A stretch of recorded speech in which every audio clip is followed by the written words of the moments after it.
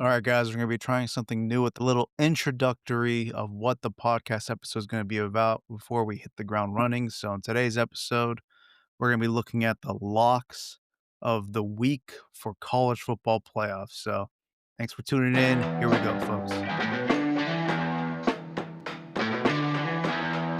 Hello, everyone, and welcome back to 305 Insights. I'm your host, Alan Somerton, and today we're discussing the best possible picks for the college football playoff quarterfinals. We're starting off with the Miami-Ohio State game. For me, the sure bet in this game is the under. Now, I got in a few weeks ago as soon as the lines were announced. I got the under at 42. The line is currently at 40.5 at Hard Rock Bet. The 40.5, I think, is still a decent enough line that you could still get in on, but if you could bump it up to the original 42, I mean, this is going to be a defensive-minded game for sure. As generic as it sounds, this is going to come down to the lines of scrimmage. Will Ohio State be able to stop the pass rush defense of the Miami Hurricanes? And will the Hurricanes be able to push the ball with Mark Fletcher and their offensive line against a defense in Ohio State that's been excellent all year? Miami, obviously, under Mario Cristobal, is a more conservative style offense. And now, with the big games at hand, you could take away the Texas A&M game because there was a lot of wind factoring into how those two teams were playing in that game.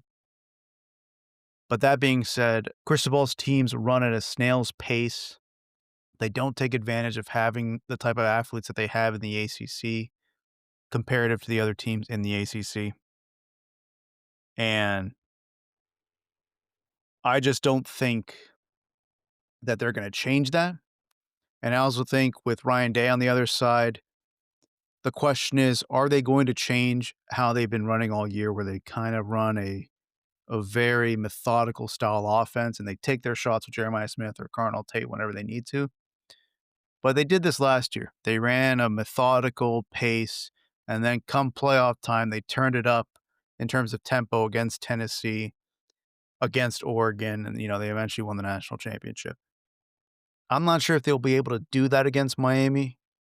I'm looking at a game that's going to be in the 21-13, 2014 type range. So I do think, unfortunately, Ohio State pulls it off, but you're looking at the under still, even with the 2013 game at the 40.5 current line. I believe as of recording, the line was still 9.5 as Ohio State favorites. I got in at 10.5. I still think 9.5 is a good number. Again, something along the lines of that, 21-13, like I said previously. You're still within the confines of that 9.5. I don't think it's going to be a huge blowout game. I don't think one team's really going to pull away that much. I think they're going to play safe. And that's why I'm looking at the under. And if you want to go a little further, take the juice on the 9.5 point spread for Miami at plus 9.5. The next game, we're looking at Oregon, Texas Tech in the Orange Bowl. To me, this is the most intriguing game of the quarterfinals, as the Ducks offense will be going up against Texas Tech's really good defensive line. Oregon, throughout this season, has struggled against high-quality defensive lines. If you look at the Penn State game, obviously before they fell apart, and the Indiana game, the two best defensive lines they face. I don't know if I want to include Iowa in that. It was just kind of like the weather. It was very rainy, and Iowa does play good defense, but it might have been more weather-related as well. But on the other hand, Texas Tech has not faced a QB or an offense like the Ducks all season. Dante Moore is a special QB. I do think he should come back for one more year, but if he doesn't, I still think he's going to be a top-tier pick. When it comes down to it, I'll take Moore over Morton, the Texas Tech quarterback, with the game on the line. Give me Oregon to win straight up. The current line is Oregon 2.5. The 2.5 point spread is minus 105. The Oregon to win is -130, not much of a difference, but either way, you can go one of those 2 ways. I think Oregon wins this game. The next game is Alabama versus Indiana in the Rose Bowl. The current over/under for that game on Hard Rock Bet is 48 points. I'm taking the over on that. Indiana's missing some key defensive line pieces. Will Alabama be able to take advantage of that in the running game? I'm not sure because Alabama really hasn't been able to run the ball all year, and I don't think it's going to start with Indiana.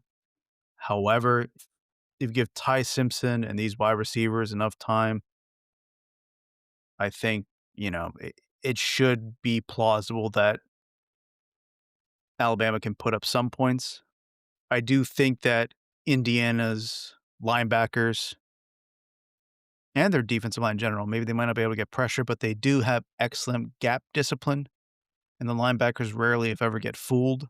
This is a very well-coached team, which is where I think this is gonna come down to.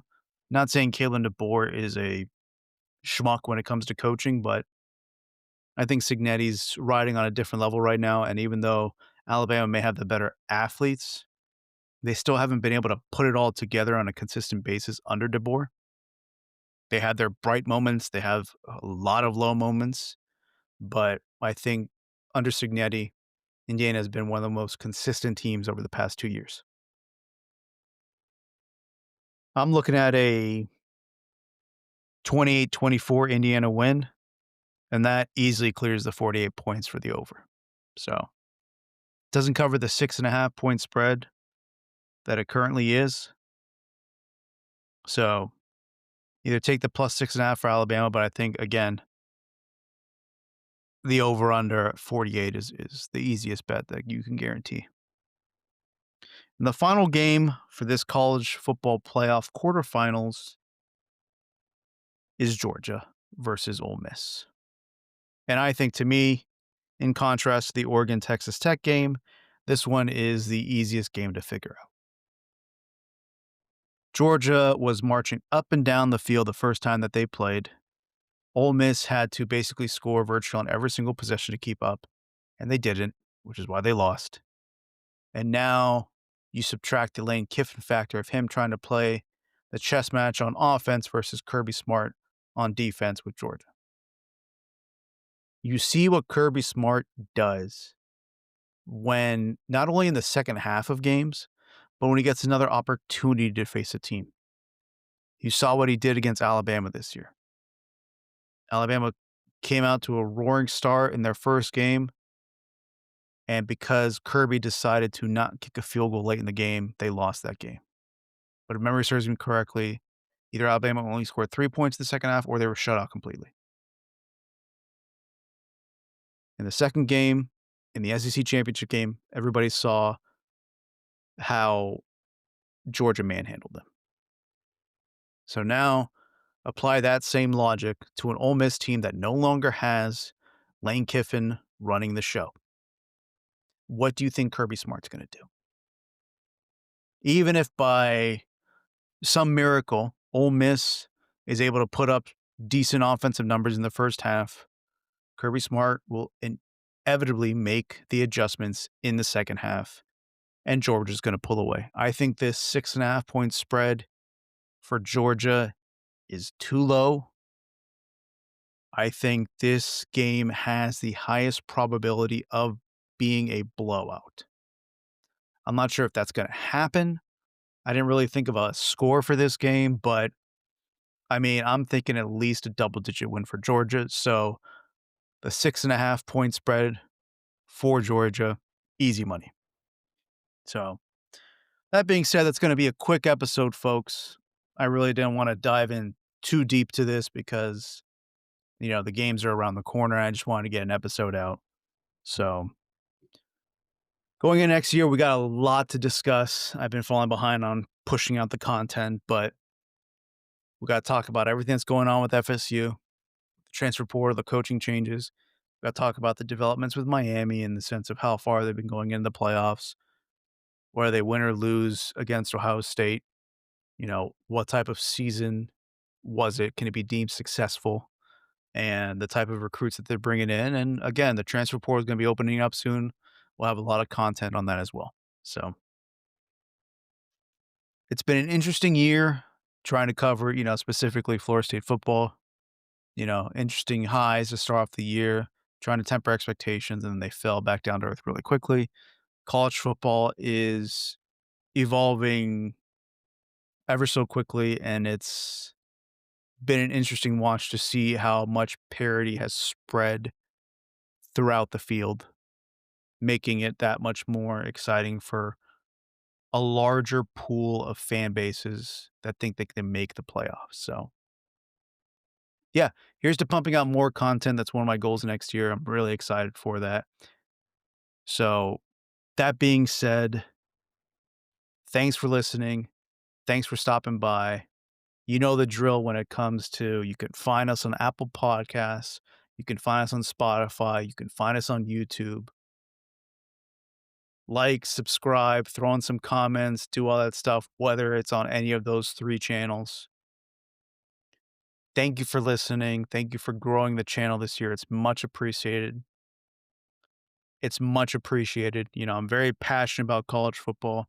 I love recording this stuff. So thanks for hearing me out and allowing me to do this. So once again, folks, it's Alan Somerton here signing off for 305 Insights in 2025. Be safe out there. Have a good one. And we'll look forward to seeing you in 2026.